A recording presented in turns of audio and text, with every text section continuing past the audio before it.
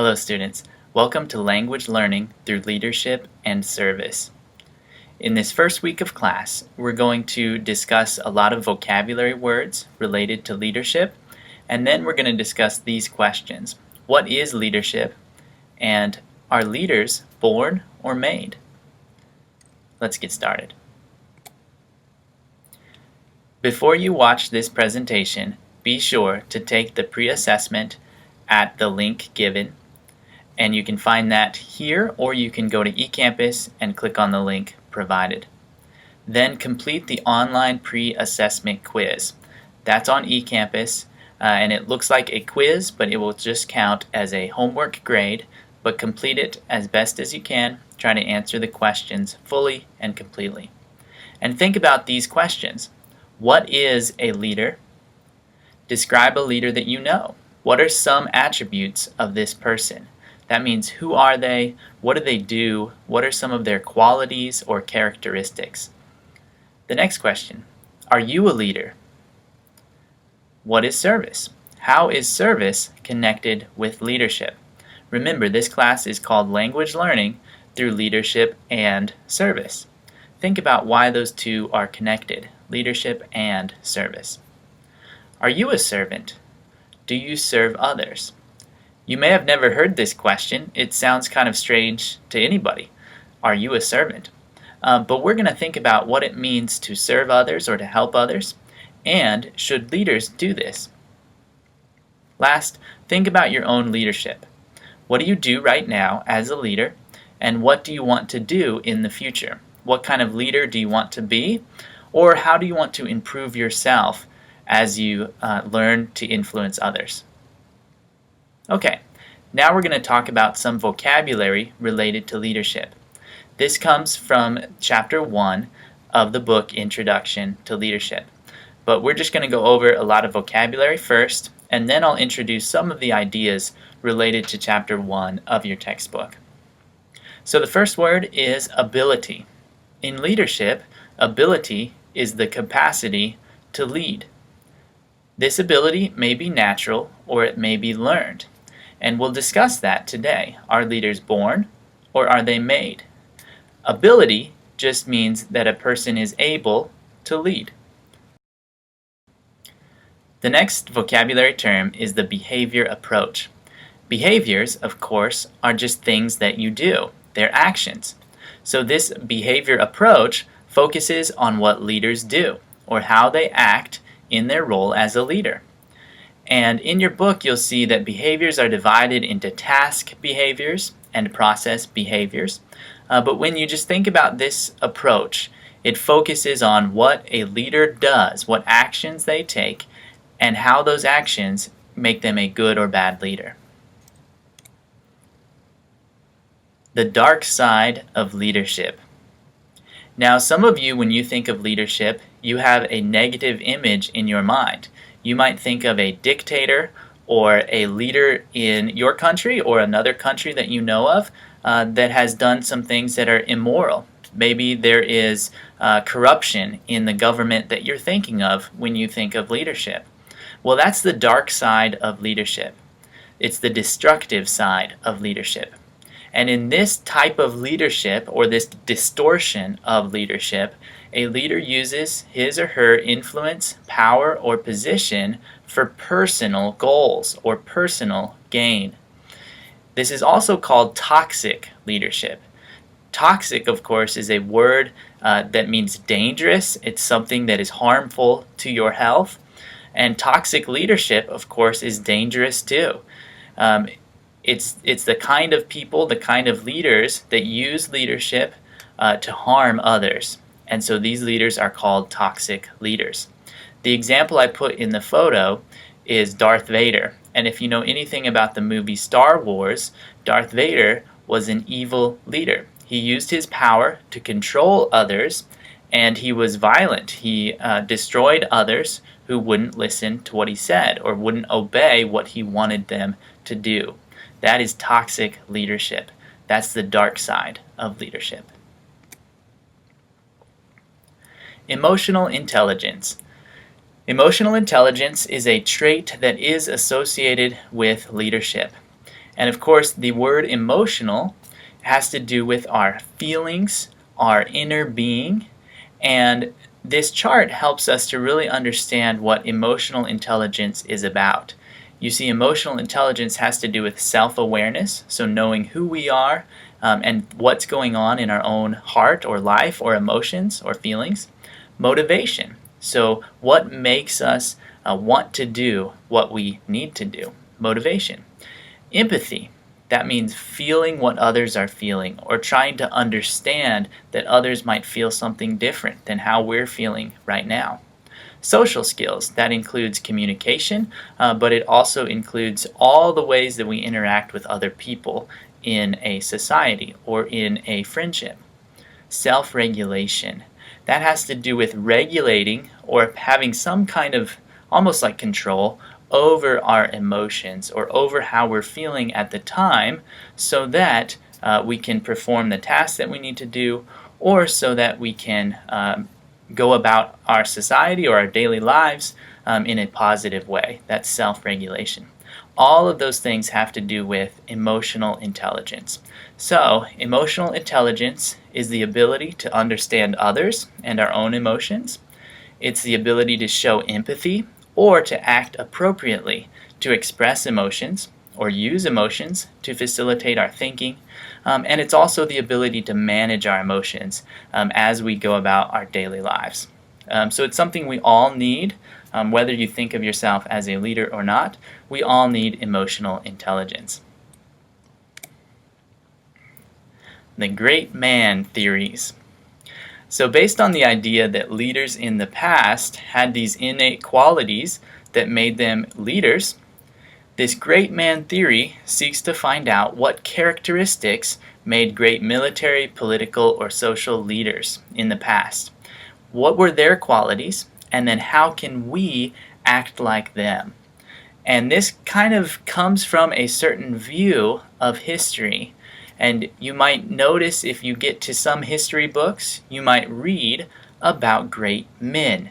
And usually from the Western perspective, we read about a lot of great white men. That's primarily what we read about when we think about this kind of history.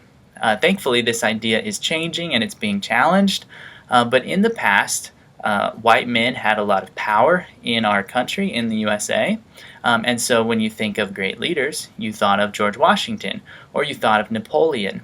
And there might not be anything wrong with these leaders. Of course, they're not perfect, but the idea that one individual can lead just by their innate qualities has been challenged quite a bit. The reason for that is twofold. First of all, the leader in question had a lot of influence from other people. So anything from their mom and dad to their friends or other leaders around them. So in other words, the great man theory relies only on one person, but it forgets about all the other people that helped George Washington to be who he was, for example, or for any other great man. Another assumption of the great man theory is that it focuses on power from the top down.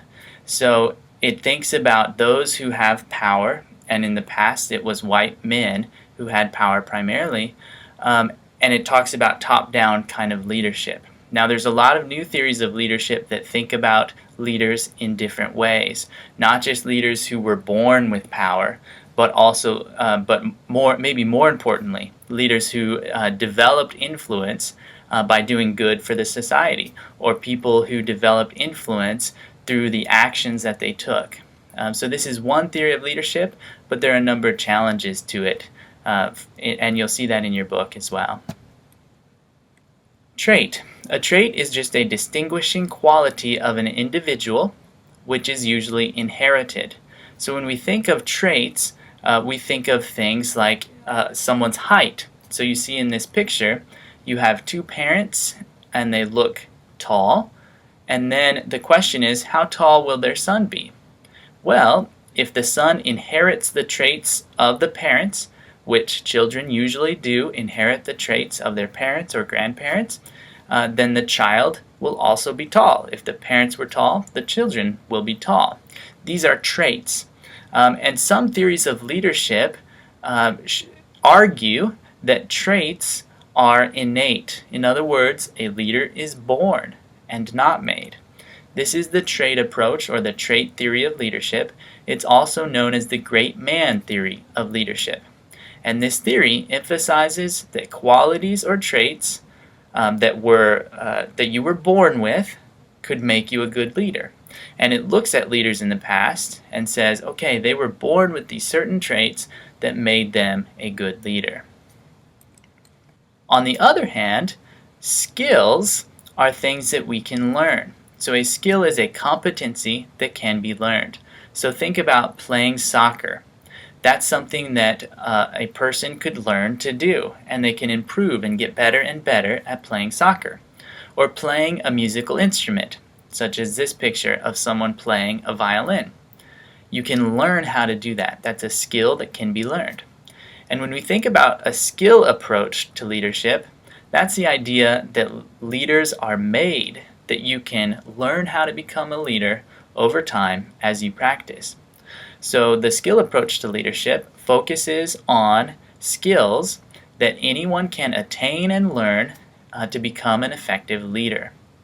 Servant leadership. Servant leadership is an important and emerging leadership approach which emphasizes the importance of caring about others, caring about the followers. That means those who are following the leader. And it sees leaders as servants who focus on the needs of their followers. So when we think about language learning through leadership and service, we are going to connect the two ideas, leadership and service, and we're going to talk about how those can relate to each other. So again, many times when we think about leaders, we think about great men. We think about Napoleon or Washington or some famous person. But as we'll learn in this class, leadership is influence, and many different people in many different positions have influence over others. And those who serve others have influence over others in a variety of ways. Here's a quote that I found. You know that those who are considered rulers lord it over them. That means they're kind of almost like Darth Vader. They're kind of toxic leaders. But whoever would be great among you must be a servant. So in this quote, we see Jesus is arguing that great leaders serve others. They help others. And I will argue that in this class as well, that one of the best ways to lead is to help others and serve others. Influence. Influence is affecting someone or something. Influence is the power to cause change or some effect on something or someone. So for example, you see this picture of a person pushing a domino.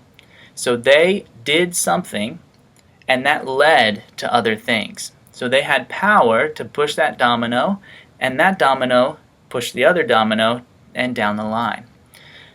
That is power to effect some small change in the domino situation. Another way to think about influence, you might have heard this phrase, influencers, or social media influencers. So there are those who tweet a lot, or they post things on Instagram or Twitter or Facebook or some kind of social media site, and others follow them. Others click like, and they subscribe, and they follow what this influencer does. So influence is a type of power to affect change in a society or with other people. Now, influence can impact one person or it can impact thousands and thousands of people. But influence simply is the power to affect change. And leadership is influence. When we think about leadership, it is a process where an individual influences a group of other individuals to achieve a common goal. And again, usually when we think about leaders or leadership, we often think about presidents and dictators and leaders of the country, of different countries. But leaders, if we think about leaders as people who have influence, they could include teachers or they can include student leaders on campus. So here you see some pictures of different types of leaders.